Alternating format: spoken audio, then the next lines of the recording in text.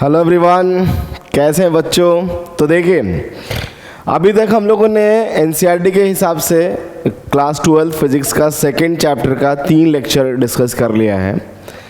चौथा लेक्चर हम डिस्कस करने जा रहे हैं बच्चों, और चौथे लेक्चर में हम बेसिकली डिस्कस करेंगे डाइपोल की वजह से इलेक्ट्रिक पोटेंशियल। डाइपोल की वजह से इलेक्ट्रिक पोटेंशियल, जैसे देखिए, सो टॉपिक है हमारा बच्चा लोग, टॉपिक है electrostatic potential due to an electric dipole. Electrostatic potential due to an electric dipole. तो इसमें हमने एक डाइपोल लिया, देखिए जैसा कि यहाँ पे डायग्राम में दिखाया गया होगा बच्चों, ये एक डाइपोल है। इस डाइपोल की वजह से इस पी पॉइंट पर हमें फील्ड फाइंड आउट करना है। सो ध्यान से देखिए, हम बेसिकली यहाँ समझने जा रहे हैं। देखिए, इस पॉइंट को समझने के लिए देखिए मैं थोड़ा पेन यूज़ कर लेता हूँ, और देखो बेटा सब लोग फोकस करिएगा, यहाँ पर ध्यान दीजिए। ये प्लस चार्ज और ये माइनस चार्ज है, तो ये प्लस और ये माइनस मिल के क्या बनाते हैं, डाइपोल। तो प्लस और माइनस मिलके डाइपोल बनाते हैं, तो ये एक डाइपोल है। डाइपोल के बीच में जो टोटल डिस्टेंस आप देख सकते हैं, यहाँ q प्लस और यहाँ माइनस, ये डिस्टेंस a और ये भी a डिस्टेंस है, 2a डिस्टेंस है। अगर आप डाइपोल मोमेंट लिखना चाहे बच्चों, तो आप लिख सकते हैं q into 2a, this is the dipole moment of this dipole.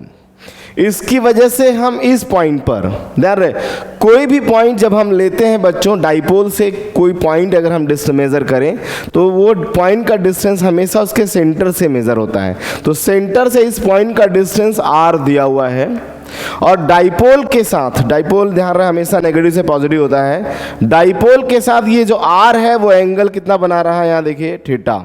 Dipole के साथ ये जो r है वो एंगल थीटा बना रहा है। तो आप अब इस पॉइंट P पर पोटेंशियल निकालना चाहते हैं हम, तो बताओ इस पॉइंट P पर जो पोटेंशियल होगा वो किसकी किसकी वजह से होगा। आंसर आएगा सर ये प्लस चार्ज की वजह से भी होगा और ये माइनस चार्ज की वजह से भी होगा यहाँ पर। तो अगर आपको यहाँ का पोटेंशियल निकालना है तो भेजे में यही बात होना चाहिए कि पोटेंशियल ड्यू टू, यहाँ पर हम लोग लिखने वाले बच्चों, potential due to this plus charge and plus potential due to this minus charge. इन दोनों के पोटेंशियल को सम करेंगे तो हमें पी पॉइंट का पोटेंशियल मिलेगा। और पोटेंशियल का सिंपल सा फार्मूला होता है बच्चों, के क्यू, के जहाँ पर 1/4 पाई एप्सिलॉन नॉट होगा, के क्यू बाई आर, डिस्टेंस यहाँ से लेके यहाँ तक का डिस्टेंस, यहाँ वैसे इस डायग्राम में r1 लिया गया है, और यहाँ से यहाँ तक का डिस्टेंस इस डायग्राम में r2 लिया गया है। तो के क्यू की जगह माइनस क्यू अपॉन यहाँ पर क्या लिख दिया बच्चों, r2। यहाँ पर क्या लिख दिया हमने, r2। समझ में तो आ ही रहा होगा सबको। सो के क्यू अपॉन r1 प्लस के माइनस क्यू अपॉन r2, यहाँ तक लिखा, कोई प्रॉब्लम। तो देखो बच्चों, तो अभी हमने बोला कि सीधा सीधा प्लस का पोटेंशियल निकाला, माइनस का पोटेंशियल निकाला, दोनों को हम सम कर रहे हैं ना। यहाँ पे दोनों को हमने सम किया।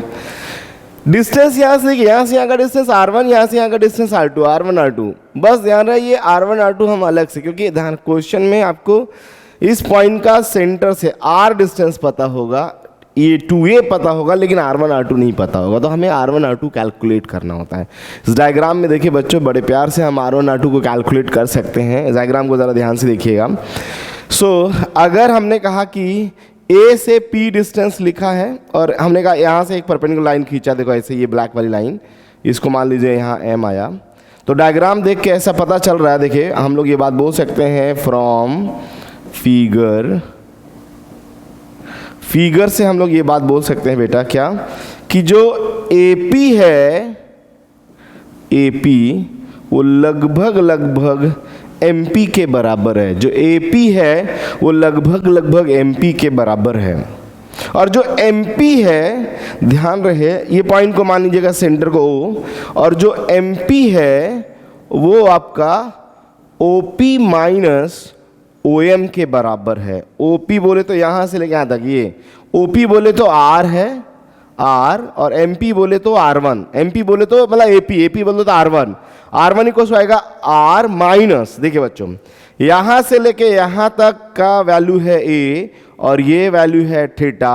सो ये यहाँ से O से M तक क्या होगा, थीटा की तरफ component a cos theta. So we can write here minus of a cos theta like this, minus of a cos theta. जैसा हमने ये किया बच्चों, सिमिलरली अगर हम किसको करें, इस वाली लाइन को, इस लाइन, तो यहाँ से परपेंडिकुलर लाइन ड्रॉ किया, यहाँ पर हमने लिखा n, तो ये जो OP है ना वो लगभग NP के बराबर है, NP. सो आप अगर यहाँ पर BP निकालें या इसी को हम R2 कहते हैं, तो ध्यान रहे वो NP प्लस ये वाला टर्म, ये एंगल थीटा है तो लगभग ये एंगल भी थीटा ही होगा, और ये ए है तो ये डिस्टेंस क्या होगा, ए कॉस, क्योंकि ये एंगल थीटा तो ये अप्रॉक्सीमेटली थीटा से थोड़ा कम होना चाहिए लेकिन लगभग थीटा हम मान लेते हैं, तो ये वाला भी ए कॉस थीटा हो जाएगा. So we can write here R plus A cos theta. देखो आर यहां तक और ये A cos theta, A cos theta plus R, this is the R plus A cos, this is R2, this is R1. इस R1 R2 को यहां पर हम पुट करेंगे और फिर इसे सॉल्व करेंगे, then you get the answer. Clear है मेरे बच्चों? तो अब हम लोग क्या करते हैं, ध्यान रहे इस डायग्राम को भेजे में एकदम फिट कर लीजिए कि ये डाइपोल है, इसकी वजह से r डिस्टेंस पे पोटेंशियल चाहिए. तो हमने R1 R2 भले लिख लिया लेकिन R1 R2 आपको क्वेश्चन में गिवन होता नहीं है, क्वेश्चन में गिवन होता है ये r और ये a, तो हमने R1 R2 को r और a के टर्म्स में रिप्लेस किया. अब इसे उठा के यहां पर हम पुट करने वाले हैं ताकि हम टोटल पोटेंशियल निकाल सके, कहां पर, पॉइंट P पर. ओके देखो बच्चों, सो मैं यहां पर लिखा, let P be the point of observation, R be the distance from the center of the dipole AB to this point P. यहाँ से यहाँ का डिस्टेंस आ रहा है, ये लिखा हुआ है यहाँ पर, ये बात स्टेटमेंट में. सो अगर आगे बढ़ाएं, अगर हम देखिए फिगर से ये जो हमने अभी डिराइव किया है, अगर डायरेक्टली लिख देता तो आपको समझ नहीं आता. मैंने डिराइव किया R1 equals to R minus a cos theta और R2 equals to R plus A cos theta. ये इक्वेशन मान लीजिए हमने क्या बना लिया बच्चों, ये आपका इक्वेशन नंबर 1 बन गया, ये equation 1. Electric potential due two plus मान लीजिए V1 है और ड्यू टू माइनस मान लीजिए V2 है ना. तो देखिए पहले V1 प्लस का चार्ज है KQ by R1, KQ by plus का पोटेंशियल, प्लस का पोटेंशियल सॉरी. अब हमने कहा माइनस का पोटेंशियल अगर निकालना है तो माइनस का भी पोटेंशियल हम इसी तरीके से निकालेंगे. उसे मान लीजिए हमने V2 कह दिया, तो V2 की वैल्यू 1 अपॉन या KQ by R2, KQ by R2. तो इक्वेशन 1 2 3. अब हम लोग टोटल पोटेंशियल निकालना चाहते हैं अगर इस पॉइंट पर, तो प्लस वाले का और माइनस वाले का पोटेंशियल क्या करेंगे, सम कर देंगे. तो V1 प्लस V2 किया, V1 plus V2, V1 V2 जब हम पुट करेंगे तो यहाँ R1 R2 आएगा. अब R1 R2 जो हमने निकाला है उसे उठा के यहाँ और यहाँ क्या करिए, पुट करिए. हमने क्या निकाला R1 का वैल्यू बच्चों, a R minus a cos theta, और R2 क्या निकाला, आर प्लस ए कॉस थीटा. वो यहाँ हम लोग पुट करेंगे और फिर इसे सॉल्व करेंगे. देखिए हमने इस इक्वेशन नंबर 4 बना और इक्वेशन नंबर 4 में हम इक्वेशन 1 से वैल्यू पुट कर देंगे. Equation 1 substituting in the equation number 4, put करें वैल्यू. R1 की जगह लिखा R minus a cos theta minus 1 upon R plus A cos theta, R plus A cos theta. So finally it is LCM ले लिया बच्चों ना, तो ए cos theta cut जाएगा, ऊपर जाएगा 2R, नीचे होगा R square minus a square cos square theta. ये आया बच्चों. ओके एलसीएम ले लिया हमने यहाँ पर, ये आया. और थोड़ा आगे बढ़ा दें हम. सो ऊपर वाला जो टर्म है ध्यान रहे वो कौन सा कटने वाला है, आर और आर कट जाएगा, ए और ए कॉस थीटा ऐड होगा, आर आर कटेगा बच्चों, आर और आर, क्योंकि माइनस अंदर यहाँ माइनस और ये प्लस हो जाएगा, आर आर कट जाएगा, 2a कॉस थीटा और नीचे ये टर्म रहेगा. सो पूरा कैलकुलेशन देखें तो आंसर आया, ऊपर आया 2a cos theta, R square minus a square cos square theta. There q into 2a, ये देखो q इंटू 2a को हम क्या बोलेंगे, p, तो उसकी जगह हम p लिख सकते हैं. तो हमने उसकी जगह क्या लिख लिया बच्चों, P. और एक और बात ध्यान रहे, शॉर्ट डाइपोल में A की वैल्यू R के कंपैरिजन में बहुत छोटी होती है, इसलिए A स्क्वायर को नेग्लेक्ट भी किया जा सकता है, A square cos square theta को नेग्लेक्ट किया जा सकता है. सो अगर उसे हम नेग्लेक्ट कर देंगे तो नीचे वाला जो term R square minus a square cos square theta था वो नेग्लेक्ट हो गया, तो बचा सिर्फ R स्क्वायर, और Q इंटू 2a को क्या लिख देंगे हम, P लिख लेंगे. तो यहाँ आ जाएगा, यहाँ से आपका answer P cos theta upon R square. तो V equals to 1 upon 4 pi epsilon naught P cos theta upon R square. 1 upon 4 pi epsilon naught P cos theta upon R square is the potential. This is the potential. Electrostatic potential at a point due to the electric dipole is 1 by 4 pi epsilon naught P cos theta upon R square. ये होता है हमारा potential का value. Is it clear? Okay यहाँ तक derive कर लीजिएगा. एक बार अगर नहीं समझ में आया तो 1-2 बार वीडियो देखिएगा बच्चों, समझ में आ जाएगा. कैलकुलेशन है इसमें, स्टार्टिंग में मैंने बहुत सारी चीज़ें समझा दी आपको, है ना. अब देखिए इक्विपोटेंशियल सरफेसेस की बात करते हैं बच्चों। इक्विपोटेंशियल सरफेसेस क्या होता है? एक ऐसा सरफेस जिस पर पोटेंशियल क्या हो, सेम। ऐसा सरफेस जिसका पोटेंशियल सेम होता है उसे क्या बोलते हैं? Equipotential surface. Generally equipotential means equal potential. Equipotential means क्या होता है? Equal potential. मतलब ऐसा सरफेस जिस पर पोटेंशियल क्या हो, सेम हो, उसे इक्विपोटेंशियल सरफेस कहते हैं। तो ये उसका डेफिनेशन है, the locus of all the points in a medium at which electric potential remains same is called equipotential surface. Locus of all the points in a medium at which electric potential remains same is called equipotential surface. Properties of equipotential surface देखिए बच्चों, properties, अगर potential same है यहाँ और यहाँ दो जगह, तो वहाँ से यहाँ अगर कोई भी चार्ज ले जाएंगे वर्क नहीं होगा। तो no work is required to move a charge from one point to another point on an equipotential surface. किसी इक्विपोटेंशियल सरफेस पर एक जगह से दूसरी जगह जाने में कोई वर्क नहीं होता है। इट्स अ फर्स्ट प्रॉपर्टी, ये इसकी पहली प्रॉपर्टी है। No two equipotential surfaces intersect. दो इक्विपोटेंशियल सरफेसेस इंटरसेक्ट नहीं कर सकते, कट नहीं कर सकते।